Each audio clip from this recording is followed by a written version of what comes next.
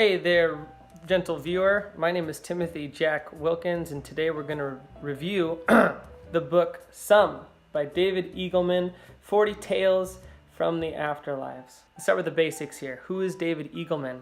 He's a neuroscientist by day and a fiction writer by night, and he wrote a damn good book, I'll say that. The premise of this book is pretty basic. What could the afterlife be like? Here's 40 different versions of what this guy thinks it might be like. Here's an example of a story for you so you can get a taste of what it might be like. You die, okay?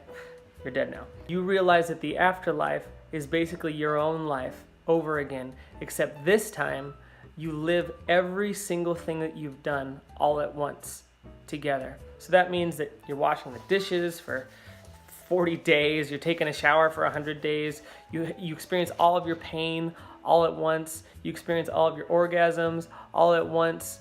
And by the end of it, you realize and long for a life where you could just experience things in bite-sized chunks and never know what was going to come next.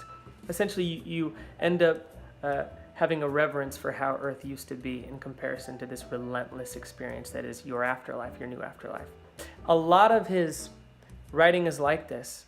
Every story kind of has this bittersweet undertone to it, I guess.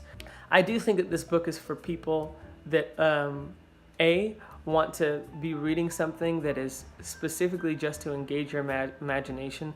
I imagine, since in the spirit of David Eagleman's neuroscientific background, that the right side of our brains under an fMRI, if that's the right acronym, I don't know, would be just lighting up when you read this book. It just, the imagination on this guy is like hefty. He's a very imaginative man. I have criticisms though. I have criticisms of the book. I think that it's hard.